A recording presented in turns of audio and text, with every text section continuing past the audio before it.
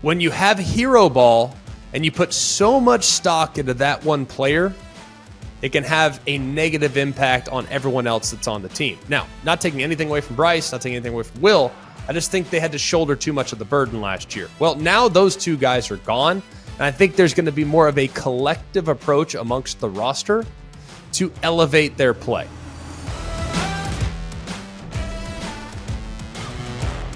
Hello and welcome to Always College Football, putting a bow on the week that was SEC Media Days. Today is Friday, July 21st. We hope you're having a terrific day. Hopefully, maybe some of you are starting your weekend a little bit early. If you're watching this with a beer in hand, then my goodness, more power to you, brother. I might be having a beer here in a little bit as well. It's a long week, man. I'm ready for some rest and some relaxation, some R&R, man. Time to get after it, that's for sure. Great show here today. We're going to talk a little bit about what SEC Media Days meant to us. Were there any takeaways?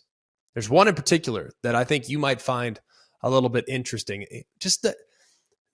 I'll explain it a little bit. I almost told you I'm going to resist the urge. So we're going to tell you the biggest takeaway from SEC Media Days and talk a little bit about Nashville, what a great host city it was. But also we're going to play fill in the blank.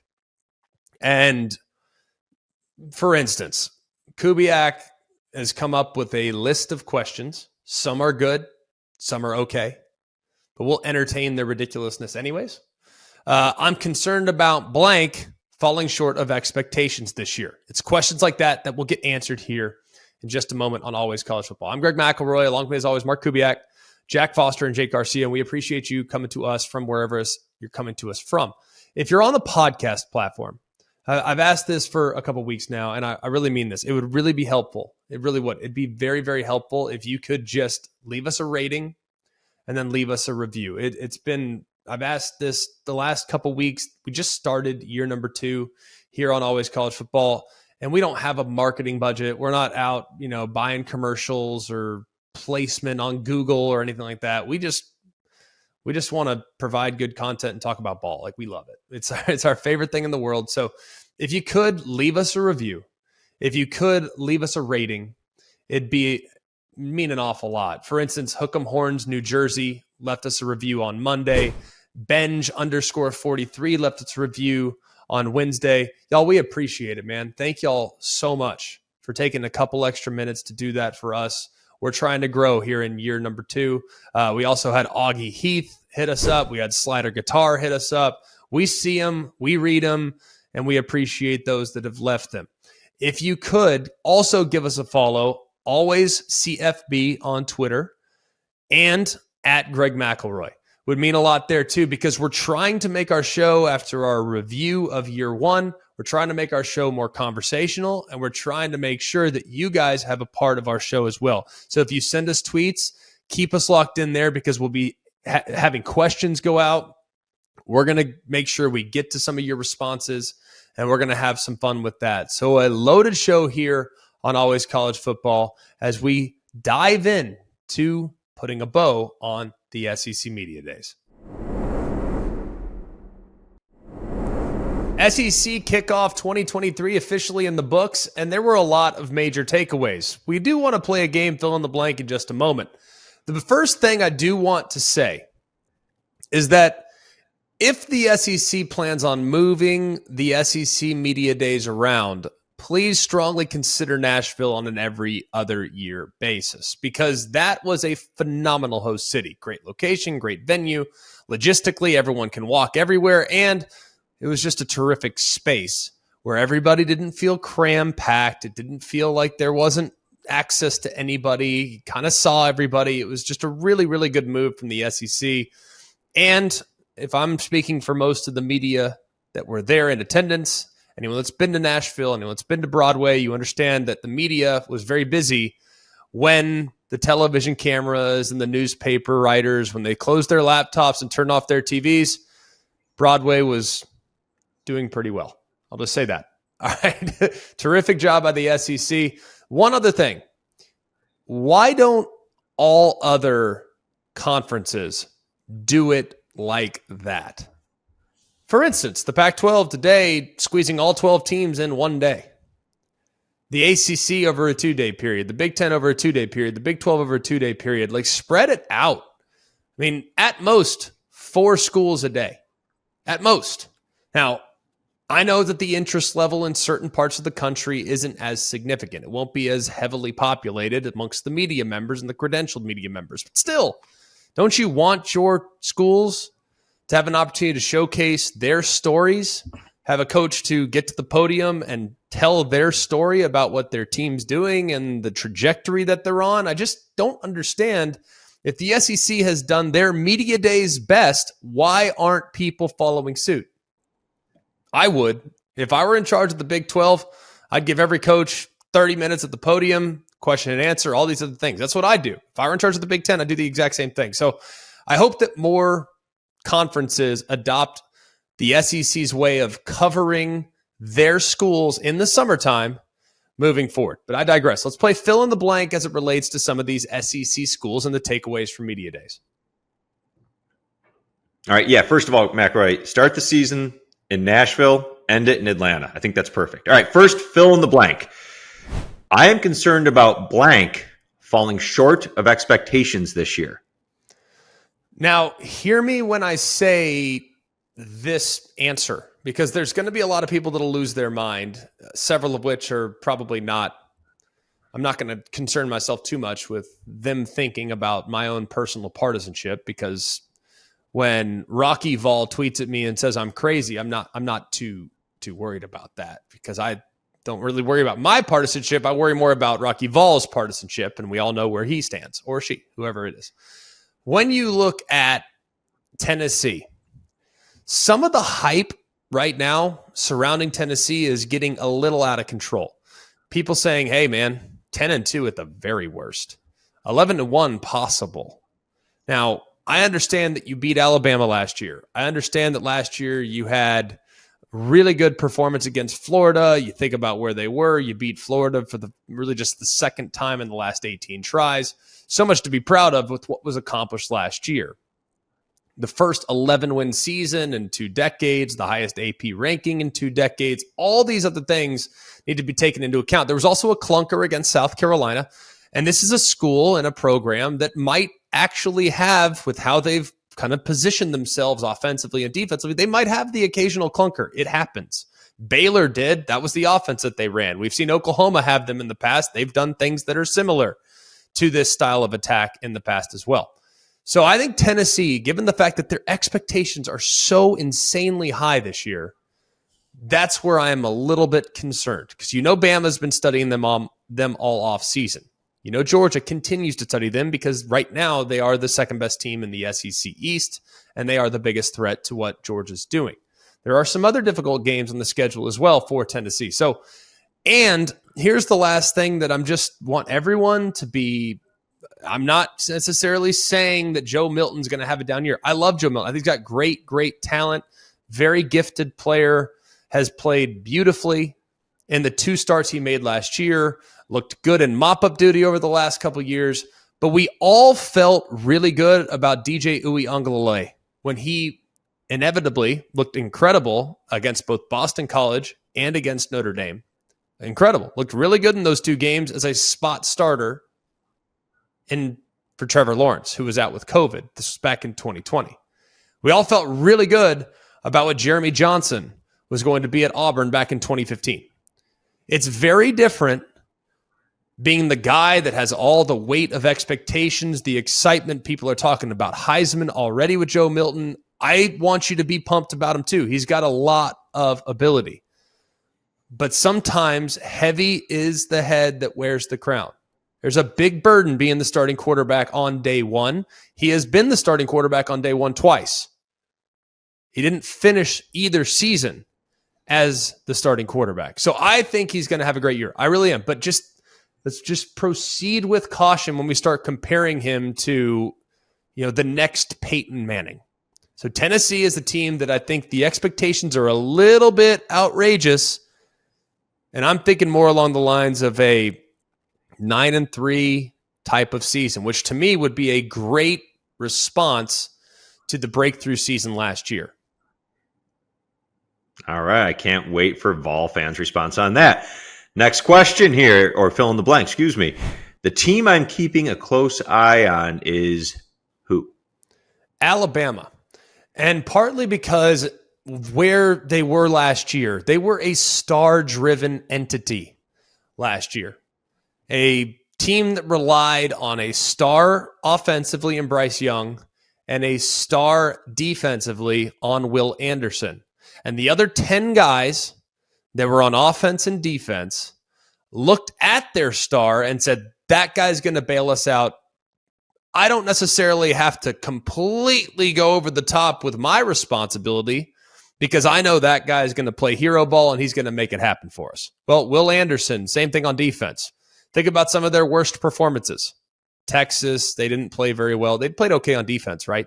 Texas, they didn't play great, though, overall as a team. Tennessee, they played terrible, especially on defense. What happened in both those games? Will Anderson was completely shut down. And when Will Anderson shut down, I think that had a trickle-down effect, whether it's consciously or subconsciously, on the entire team. So when you have hero ball and you put so much stock into that one player, it can have a negative impact on everyone else that's on the team. Now, not taking anything away from Bryce, not taking anything away from Will, I just think they had to shoulder too much of the burden last year. Well, now those two guys are gone, and I think there's going to be more of a collective approach amongst the roster to elevate their play. Sometimes when you have a great player, say at wide receiver, well, how do you replace since we're talking about Alabama, how do you replace Devontae Smith? Well, you can't do it with one guy. You're going to have to do it with a group of guys collectively to fill that void. Well, when you lose a Bryce Young, can you replace his level of play with just one guy? No, you can't. Everyone else around the one guy that replaces Bryce Young is going to have to elevate their game while the young man that whoever takes that starting job gets a little bit more comfortable. So I think that collectively, I just want to see the dynamic with Alabama. I'm fascinated. This team feels not as if they don't have talent. They have a ton of talent, but there's not a superstar that everybody in the country is talking about. Well, Kool-Aid McKinstry might be. Dallas Turner might be. J.C. Latham at tackle might be. They're not the face of college football the way Will Anderson and Bryce Young were heading into 2022.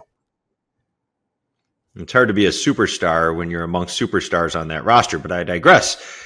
Next question, or fill in the blank here. The coach I am most curious about is Sam Pittman at Arkansas. Now, he had to make some coordinator changes. Kendall Briles goes back to TCU, and then he, of course, loses his defensive coordinator, Barry Odom, to UNLV. So he's got two new coordinators that are coming in. Dan Enos has worked with Sam Pittman before. He was the offensive coordinator there in the mid-2010s when he was really leading a pretty phenomenal offense there with Brandon Allen and company. They were really good back there in the early 2010s. That was the Brett Bielema era. He was the head coach. Sam Pittman was the offensive line coach, and then Dan Enos was the OC. On the defensive side, a little bit more of a question mark. Travis Williams comes in. He's earning rave reviews, tons of energy. They're really kind of changing who they are almost completely. They were 3-3-5, meaning 3 defensive linemen, 3 linebackers, 5 defensive backs. That's what they were the last couple of years under Barry Odom. Now they're going to be transitioning to more of a 4-down defensive line, and they had to really kind of go out and get the pieces for that too. They go and get Trajan Jeffcoat. They add a couple other transfers as well, like John Morgan, Anthony Booker. These guys all come down. They're going to be along the front. But the biggest question mark for Arkansas last year was their secondary. And their secondary, let's be real, they were just not good. I mean, among the worst in college football when it came to giving up big plays, giving up big numbers in the passing game, and they cannot be weak there again. You look at some of the offenses they're going to be facing. They better be better in the back end of that defense. Now, they went out and they added some defensive backs from Baylor. Baylor was one of the best pass defenses in the Big 12. So you go out and get Al Walcott. You go out and get Leonardo Johnson. You also go add Jaheim Singletary, transferred from Georgia. He was a 5-star coming out of high school. So they went out and they were aggressive in trying to fortify that position. But have they fortified it enough to be able to get over the hump? So it's going to be fascinating to watch that spot. I love Sam Pittman. And Sam Pittman is a very honest man. He's a man that's not going to try to, politic his way to the top of college football. He's already said, this is my last job. I want to be here as long as they'll have me.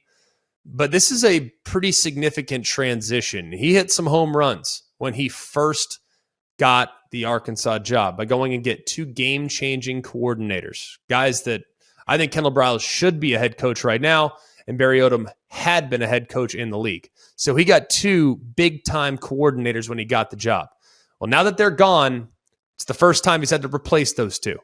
So going to be really interesting to see what he does. I think Arkansas is one of those teams that really could finish 9-3, or they could finish 5-7. I mean, I could see a massive gap between their ceiling and their floor. So Sam Pittman's a coach I'll be watching closely. Okay, fill in the blank on this one, and I can't wait for the reaction here. My favorite Heisman dark horse is... Emphasis on dark horse. Now, is he really a dark horse? No. You've heard me waxed poetic about the Heisman Trophy. There's a lot of things I love about the Heisman Trophy. It's tradition. It's where it stands on the calendar. It's fun to kind of stir up some drama throughout the season and to have the Heisman horse race and all this other stuff throughout the year. To be honest with you, the Heisman's a popularity contest, and there's probably 15 people in the country that can control the narrative and choose who the Heisman is ultimately going to go to. And unfortunately, most of the people that have major influence on who everyone puts on their ballot, they are watching the playoff race very closely. So the teams that are ultimately in the playoff race are going to be highlighted, and the players that are on those teams are going to be highlighted as well. More often than not, the player that gets highlighted from the offense is probably going to be the quarterback. Now, most people will look at Georgia and say Brock Bowers is a great Heisman Trophy candidate. I understand that, but I actually this year, looking at Brock Bowers' numbers, almost had 1,000 yards receiving last year, one of the most accomplished receiving seasons in recent Georgia history. If you actually look at their numbers, they haven't had a 1,000-yard receiver in quite some time. Brock Bowers almost got there. He might get there this year. We'll find out. But I actually think the ball could be spread out a little bit amongst those offensive weapons. I mean, you add 2 big transfers in the transfer portal. So I think Brock Bowers' Heisman candidacy was actually better last year, perhaps than it could be this year. Now, he's going to have some momentum depending on some of the conversation here in the preseason to where he's ultimately going to be a first-team preseason All-American, all these other things. But I think Carson Beck's a Heisman dark horse. Because if you look at the world of college football, how many teams can you tell me without a shadow of a doubt will be in the playoff mix? How many teams? Maybe 7, 8, 9, maybe if you want to extend it to 12. That's probably as deep as you could go that will be in the playoff mix. Now, I don't think there's 12 teams that will have a conversation about in November, but here in the preseason, there's probably 12 teams like that team can make the playoffs. That team can make the playoffs. Maybe there's a surprise team like TCU last year. No one envisioned them being in the playoff hunt, but there might be a surprise team that emerges. But let's just say it's 12 teams kind of scattered throughout. You got the Ohio State, Bama, Georgia, Florida State, Clemson, Michigan, USC, Penn State, Texas is getting some buzz there. I mean, I might be missing a few others, but you understand where I'm coming from. There's not that many teams that you can say, yeah, you know what, they're going to be in the Heisman mix. But I think if everyone were to list, hey, these are the playoff mix, these are the playoff contenders, I think Georgia would be probably a unanimous pick. If everyone had to pick 4 teams to make the college football playoff this year, I'm not saying Georgia would be totally unanimous if you only get to pick 4, but they'd probably get 90% of the people that we surveyed across the country. Will Georgia make the playoff, yes or no? I bet 90% say yes.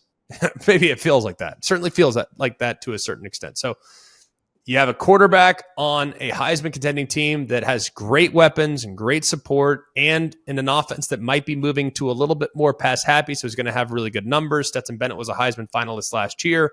I think Carson Beck will be in the mix at season's end because it's a popularity contest amongst the best players on the best teams. I think Georgia has a chance, obviously, to be one of the best teams. All right, fill in the blank here. With a good year, blank could get a big coaching job offer after the season? I'm going to go Shane Beamer from South Carolina. Now, I don't think Shane Beamer's in a real hurry to leave South Carolina. If you talk to him, if you look at his mannerisms, he seems very genuine in his appreciation for Columbia. He'd been there before. This is his second time there. But he's got some buzz around his name already. People like his personality. People appreciate how he can relate to the modern player. He's good as far as marketing himself and marketing his program. He doesn't take himself too seriously. We've seen the videos where he's got the glasses and he's jamming out in the team room. We saw them do the Full House spoof. We saw him on the Sopranos movie poster. I mean, we saw him do some things on social media that I think new young players are going to probably be attracted to a certain extent. They're going to say, man, this guy's funny, man. This guy's cool. I want to play for him. So granted, there are also instances this year on his roster where a bunch of guys left the program, and we all know why. NIL opportunities presented themselves, so those guys decided to go. But I think he did such a great job at season's end last year. And just think about these numbers for a moment. These numbers are almost difficult to wrap your head around.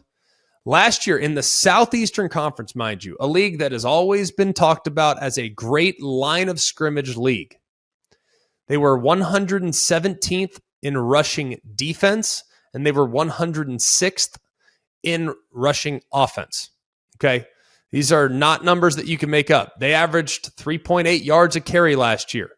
That was 89th in college football. They gave up 4.9 yards per carry last year. That was 115th in college football. And if we're going to take it one step further, they finished 8-4 in the regular season, including back-to-back wins against top 10 teams in Tennessee and Clemson. So I don't know how you can be that bad against the run and running the football and have offensive challenges the way they've had challenges. They scored 7 points against Georgia. No shame in that. Scored 10 points against Missouri. You score 6 points against Florida. And these are performances that are almost difficult to wrap your mind around, yet they happened. And yet they are like all in on Shane Beamer because he can appeal to the masses. So he also did a great job just finding ways to win. Not a crazy talented roster last year, but they found a way in multiple different games by using special teams, by having key turnovers, by creating big plays, especially against Tennessee. So I think Shane Beamer has a lot of momentum in the world of college football. Will he leave South Carolina? I really don't know the answer to that, but I would be surprised if they have another nice year this year, if he's not on the short list. If there is turnover at some of the biggest jobs in the sport, I think he'd be on the short list for a lot of people. I don't think Ted Lasso is leaving Columbia, but that's just my opinion. Next one, fill in the blank here. The team with the most improved roster from last year to this year is? This is a tough one because when we say most improved, is it because of new additions or is it because we look at how improved some of the players are that will have played last year? Because it was really down to two teams for me. If you wanted to go, how much will a team improve, even though a lot of the faces and names are the same, I think it's Texas A&M. Or are we going based off of immediate upgrades at certain position groups on the roster by the way of the transfer portal? Because if we go that direction, it's Ole Miss. I interpret it as the latter. I think Ole Miss had the best transfer additions based on quality. People might say Auburn. People might say other teams. I went with Ole Miss. Couple reasons why. Now, Ole Miss already had solid quarterback play last year. I'm not going to sit here and tell you that, their quarterback was a massive liability. Their quarterback last year, the quarterback room last year, if you will, finished 42nd in college football. Not terrible in quarterback rating. Not bad. They didn't do a very good job of protecting the football because their touchdown to interception ratio was just 1.8 overall. And 21-10, not great, or give or take. I mean, that whatever it is, but 1.8 on the touchdown interception ratio. By touchdowns by interceptions, 1.8. That's 78th in college football. So that area need to be addressed. So I already improved the quarterback spot. You go get Spencer Sanders, you go get Walker Howard. Now you have depth at the position. And it actually gives you the opportunity, if you so choose, to incorporate more quarterback run to complement Quinshon Judkins, who we already know is a remarkable player, probably one of the best in all of college football. You look to number 6 transfer class, number 2 transfer class a couple years ago. I mean, they've been all over the place when it comes to adding pieces. A couple things that I really like about this group. And we all know Lane has already dubbed himself the portal king and all those other things. I don't get that into that. I don't know. But you add UTSA transfer Zachary Franklin. I think this guy's legit. You got Dayton Wade, who's very, very solid as well. You do lose Jonathan Mingo and Malik Heath, which is less than ideal. Those two guys were very solid last year. When you think about what they were able to do, I mean, Mingo, for instance, by himself, just against Vanderbilt, had a career game. You got Trey Harris coming up from Louisiana Tech. Guy was a 1,000-yard receiver last year. And you hear about Jalen Knox, who was electric at Missouri at one point. Spring reports are in, and they're very excited about where they are. That's at receiver. Let's go to tight end, where I'm most intrigued, probably overall. Michael Trigg, really talented guy. His buy-in is sometimes maybe a little bit in question, but if there's anything that's going to light the fire, you get Caden Presscorn down from Memphis. This guy's legit. He was all AAC last year. This guy can really play. He led Memphis in touchdowns, led them in receiving yards. This guy's a major difference maker. I know it killed Memphis to lose him. So very excited about the weapons they have. Very excited about the depth at quarterback. Offensive line should be really good as well. And then you think about the other additions that they made. No bigger addition, I think, as far as defensive coordinator in the league, from what they had to what they're going to, Pete Golding at Alabama. Now, people are at Ole Miss from Alabama. People love to hate Pete Golding. I think Pete Golding and Nick Saban are very similar personalities. And I think oftentimes they saw the game the same way. So the dynamic between the two was not ideal. Pete Golding, though, knows ball.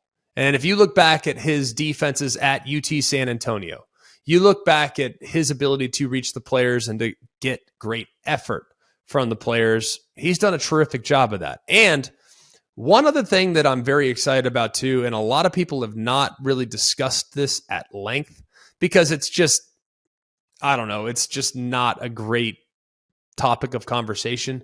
They made some great portal additions along the defensive front seven. They also made some great portal additions in the back end as well. Defensively, as far as the personnel taking the field, there is no group in the SEC that will be more improved from a personnel standpoint, assuming they stay healthy, than Ole Miss. So I'm kind of bullish right now on Ole Miss. You guys know that about me. I think they're extremely dangerous. I think they can beat just about anybody on their roster. Yes, that includes Georgia. Yes, that includes Alabama. I think they can beat them if Georgia plays maybe their C-plus game like they did against Missouri last year. You don't want to have that game against Ole Miss. I'm just saying. If Alabama plays their C-plus game like they did against, say, Tennessee last year, you don't want to have that game against Ole Miss. I think this team's very dangerous, and I think their roster is more complete this year with some of the portal additions. All right, McElroy, and this is not a fill in the blank, but I want to get your thoughts on this. Throughout SEC Media Days, I was really surprised to hear about Auburn and the possibility of them really competing in the SEC this year. I mean, 24/7 Sports said the Iron Bowl is the third best SEC game this year. I mean, come on. Auburn's not going to be able to compete in the SEC West, and the quarterback play might be the worst in the conference. Can you help me understand this preseason Auburn hype? Let's just separate hype from excitement because I think they're different things. Because hype to me is expectations. Hype to me is they can actually do something.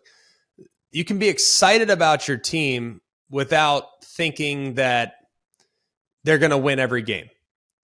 Auburn should be very excited about what Hugh Freeze has done up to this point. He's done everything right. I mean, from the additions in the portal, from the coordinator hires, I think both are terrific. Philip Montgomery, an experienced head coach that did a good job at Tulsa. Things, and did it a bunch of different ways, by the way. Did a great job at Baylor back in the day.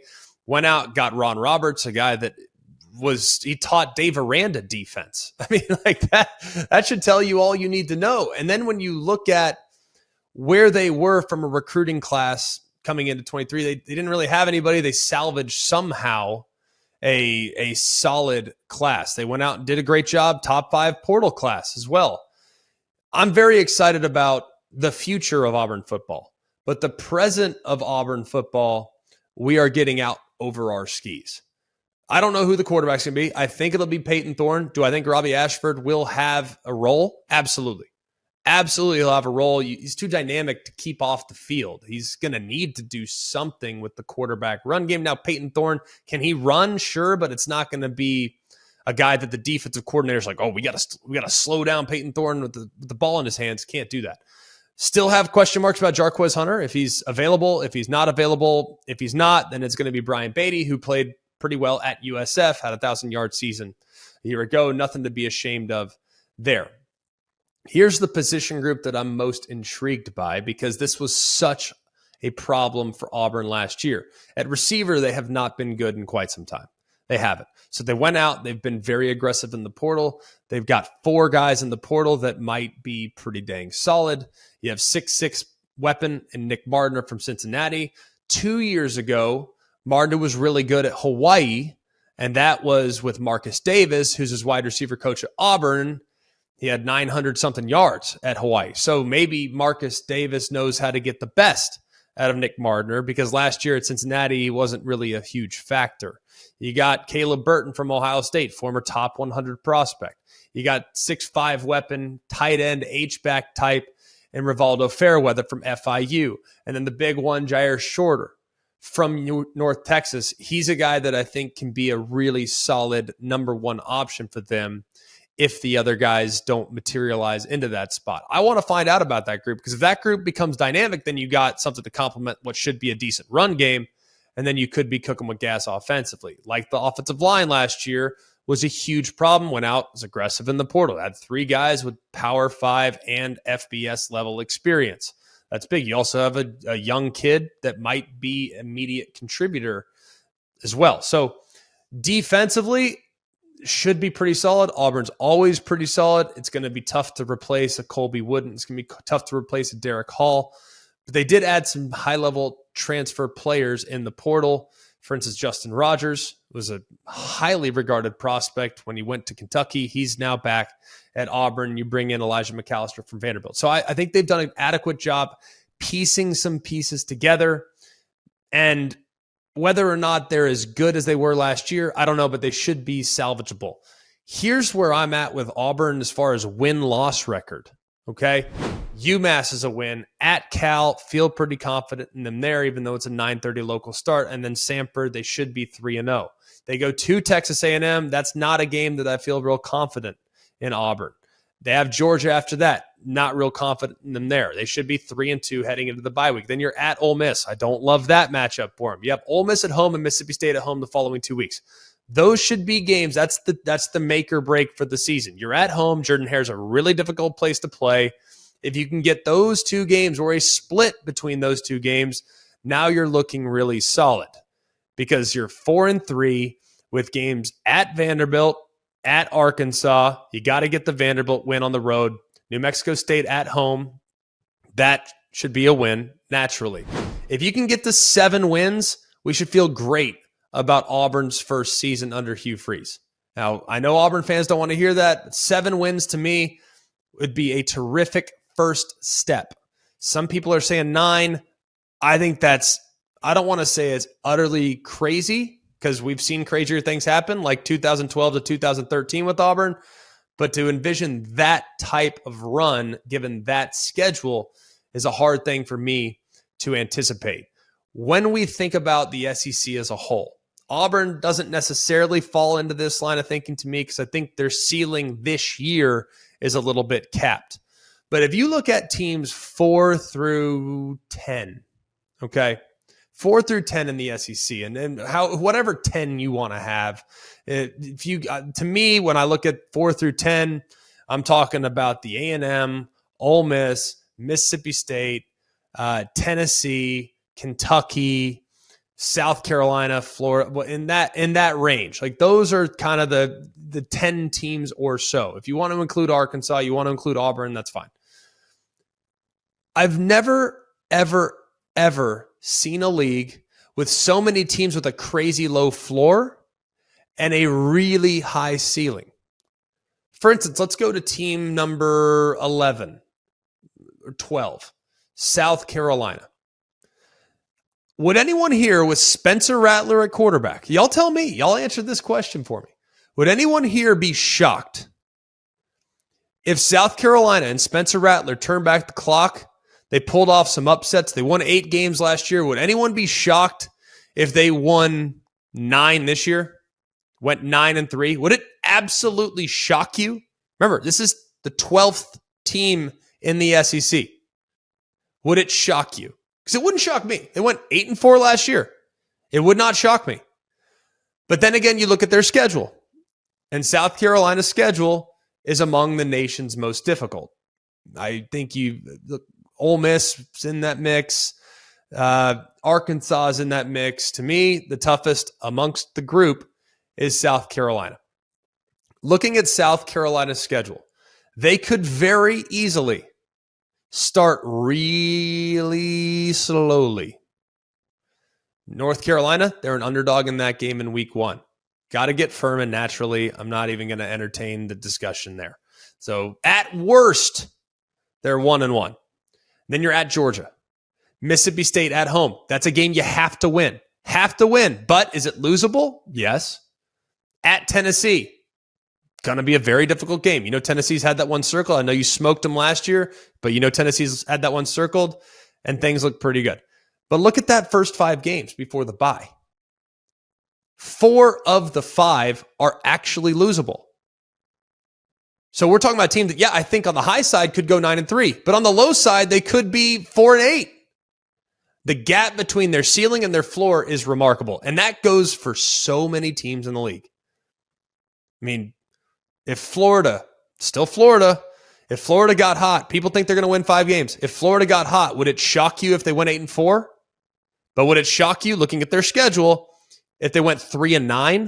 Like, it wouldn't shock me. It really wouldn't. So I think what's most interesting about the SEC this year is the gap that exists between the team's ceiling and the team's floor, because my goodness, man, it could be all over the map with some of these prognostications.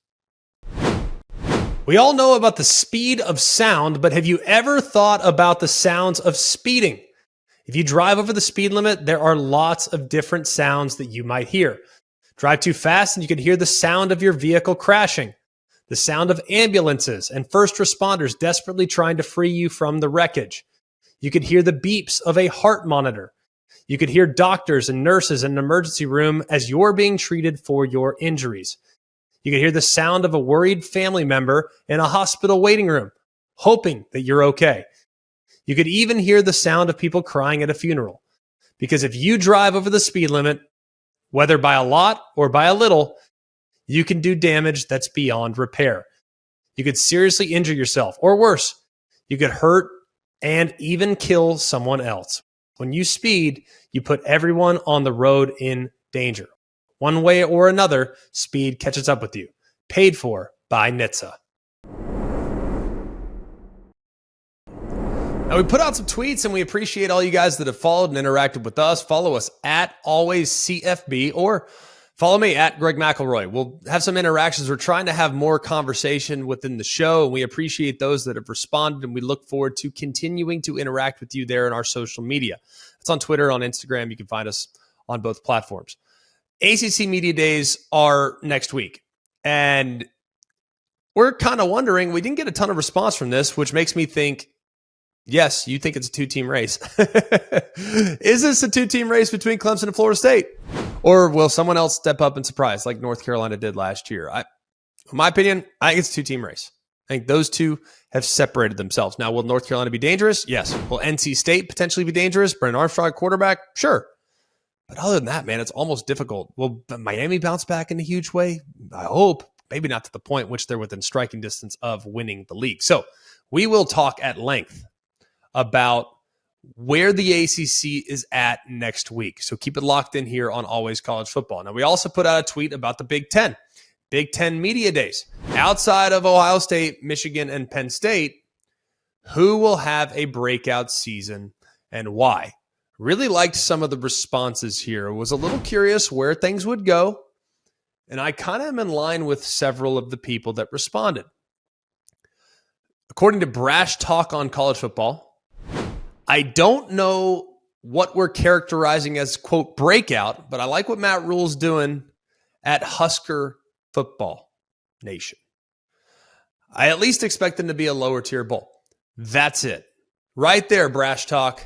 We are on the same page, brother, because I really believe that if Matt Rule can get them to a bowl game, now remember, it's been a while. We have not seen Nebraska in the postseason in quite a while.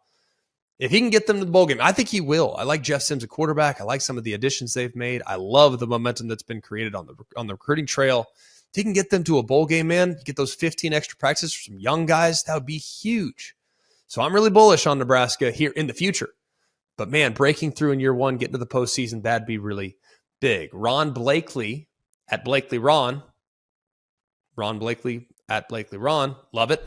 Do you see any magic for Wisconsin? I do. As you guys have probably watched, check out our preseason top 25. Those shows were a couple weeks back. I have Wisconsin in the top 15. I think they're very dangerous. I love Tanner Mordecai. I think defensively, they're not going to fall off as much as most people have anticipated. That's been a strong and proud group for as long as I can remember. And Phil Longo, whether he runs it or he throws it, he's going to create challenges for the defense. He's scored points everywhere he's ever been, including Sam Houston State, Ole Miss, North Carolina, and now he's going to do so in Madison. Very bullish on what Wisconsin could be this year. Will they ultimately get into that top three? I don't think so. I think Michigan, Penn State, and Ohio State have separated themselves a little bit, but I wouldn't be surprised if Wisconsin's sitting there at number 4. And then finally, Chris Colties at Colties Chris. Look out for Iowa in the West. Strong defense with the addition of 2 former Michigan starters, Cade McNamara and Eric All. Could be enough to punch their ticket to Indy. Well said, Chris, man. I love the addition of Cade McNamara. He's the best option they've had at quarterback in quite a while. At least it feels like he's the best option they've had. Now, they've had some talent at that position, but they've never really given them much opportunity. I really think, maybe I'm crazy, I feel like all the offseason scuttlebutt about Iowa's offense, and they got to hit those numbers for their coaches to basically get paid or to retain their jobs, then I think there's going to be a little bit, now they're not going to abandon who they are. They play ball control. They play complementary. They take the wind out of the football. They try to shorten the game. That's who they are. And that's not going to go away. And now that the clock's going to run out the first downs, like they're going to shorten the game even more. There's going to be less snaps for the opposing offense. So the defense, statistically, might be better than last year. But I'm really optimistic about their improvements with some of the skill positions. They've always had good tight ends, and we'll have good tight ends again. But the improvement at quarterback has been what's held them back a little bit, man. And I'm super optimistic about whether or not Cade McNamara can upgrade that position. That'll do it for us here at Always College Football. Thank you so much. For those that haven't, please like, rate, subscribe to the podcast. If you're on the ESPN YouTube page, hit that thumbs up. It means awful lot to us. Share it with your friends, whatever you want to do to help spread the word. We so appreciate all of you for being with us this week. It was such a really rewarding week, the unofficial kickoff of the college football season. Media Days. Still got plenty more coming up next week. We have ACC Media Days. We have Pac-12 Media Days that we will review. We have Big Ten Media Days coming up here in a couple days as well. So a lot that we still need to get to. For all of us here at Always College Football, for Mark, for Jake, for Jack, I'm Greg. We hope you have a remarkable day. And remember, it's always college football. Hey guys, it's Greg McElroy. Thanks for watching Always College Football. Make sure you like, rate, and subscribe to ESPN's YouTube channel and wherever you listen to your podcasts.